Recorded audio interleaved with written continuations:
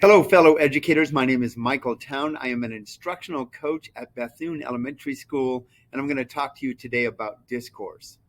There are two kinds that I would like to talk to you about: uppercase D discourse and lowercase d discourse. And then I'm going to talk to you about what discourse does for us and why I think it's so important. So uppercase D discourse is socially constructed, and in turn, it constructs identities of the people who socially construct it. Let me explain that a little more. As an example, all of you are probably aware of the guns rights discourse in our country. On one side of this discourse are what people would call Second Amendment advocates or guns rights advocates, and they would say something like, the Second Amendment of the Constitution guarantees my rights to keep and bear arms to protect myself, my family, my property, and my country. On the other side of that discourse are people that would say guns are dangerous weapons, especially high-powered weapons such as assault rifles. In the wrong hands, those can lead to mass shootings and multiple deaths. And they would probably say that more guns in society makes society more dangerous. On the guns rights advocate side, they would say, I don't trust the government to protect me. I trust myself to protect me and my family. On the opposite side of the argument, people would say the government has a right and an obligation to protect its citizens from these dangerous weapons. Okay, I am not advocating one stance over the other, nor am I saying one is right and the other is wrong. What I am saying is that discourse you are probably aware of.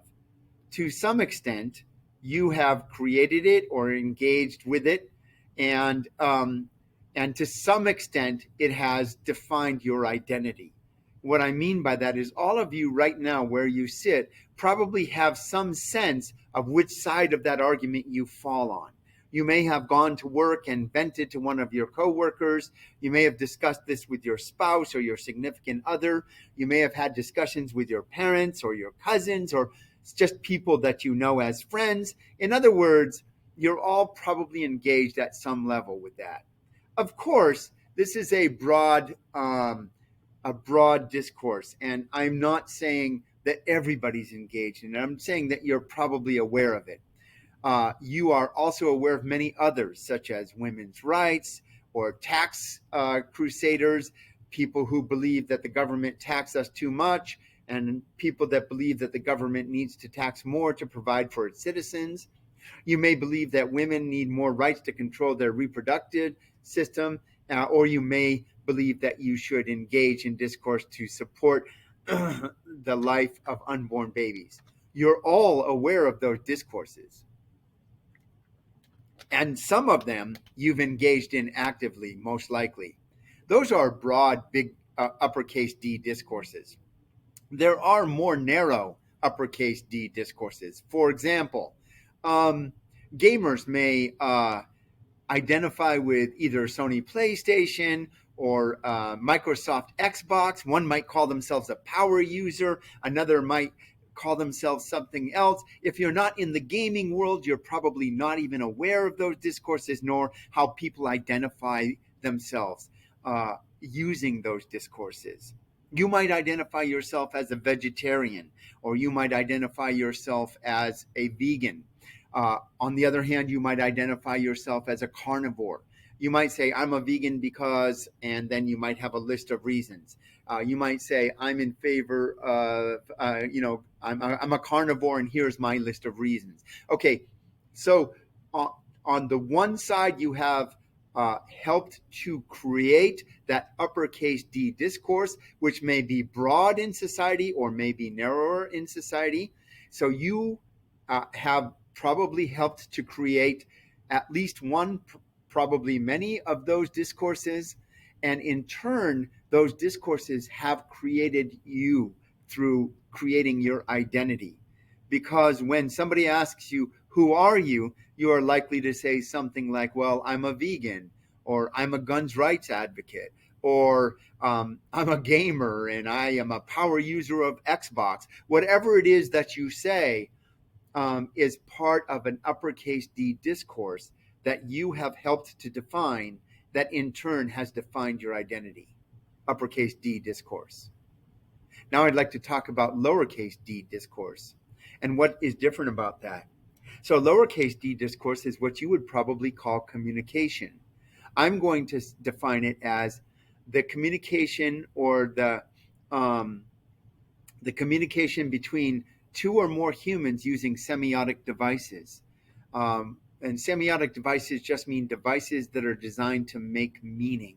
The most common things are letters, words, sentences, documents, poems, songs, whatever can be written down. Can include numbers, mathematical equations, diagrams, graphs.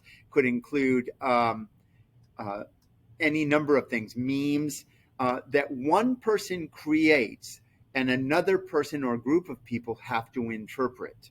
So lowercase d discourse is what you would call communication. It can happen between two people in the same room when you're chatting with your friend or coworker. It can happen over long distance if you're doing it by phone, by cell phone, or writing an email to a person around the world. Even before we had the internet or cell phones, it could have been done by snail mail. It happened hundreds of years ago. I know it sounds old-fashioned, but that happened. So lowercase d discourse can include two or more people that are in the room together or not in the room together. They could even be on the other side of the planet. Even more, you can engage in lower D discourse with people that are imaginary, or a person that is imaginary. I know it sounds silly, but we do it regularly. So have you ever said to yourself, oh, I got to remember that phone number, or, oh man, I got to remember that point for the exam. So when you do that, you are engaged in discourse with an imaginary person that you have created inside your head. You often will even say, I got to make a note to myself. So that is the human brain recognizing that the only way for it to learn is to engage in discourse. And sometimes you do that even when there's not another physical person near you or available to you. You can also engage in discourse with people who are dead. Okay, I don't mean a seance.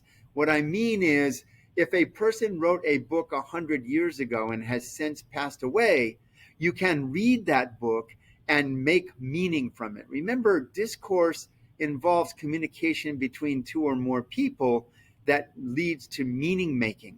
And a person can do that even if they are no longer alive. The power of discourse is surprising. It transcends space and time. It can go across the planet, and it can even go across the death of the person. And I am proposing it is the only way that human brains learn. So it's a very powerful idea.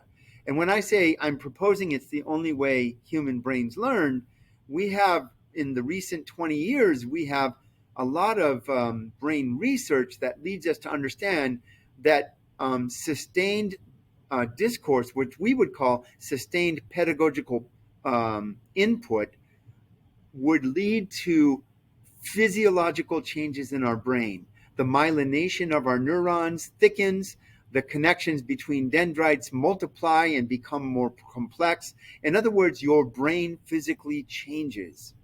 And that's what teachers call learning. And so when you think about this, the uppercase D discourse and the lowercase d discourse are responsible for creating your identity and determining what you learn. I don't know how you could think of anything more important to humans than that. In fact, human society has been created by this.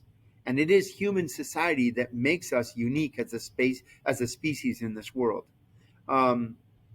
If you accept these premises, and you tell me that your students are resistant to discourse, then as a teacher, you're in a real problem, because the very nature of how students create their identity and learn is the thing that they're resistant to.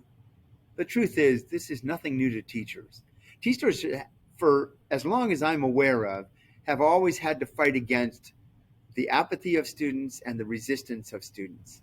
And so it's our job to help them to understand why discourse is so important and help them to see step by step how to engage in it. I would propose to you that the activities that we're going to go through today are a part, or at least a step in the right direction for that. Will it be the end, the end of all your problems? Absolutely not. But I hope it'll take you in the right direction. And I hope that you will see, and your students will see, that the purpose of discourse is to empower you and your students to be able to avoid being manipulated by people who engage in inauthentic discourse or possibly manipulative discourse. And so what I mean by that is, unless you're aware of the importance of discourse and how it works, then you are susceptible to manipulation. So let's empower our students. I look forward to meeting all of you, and I hope this works out. Thank you.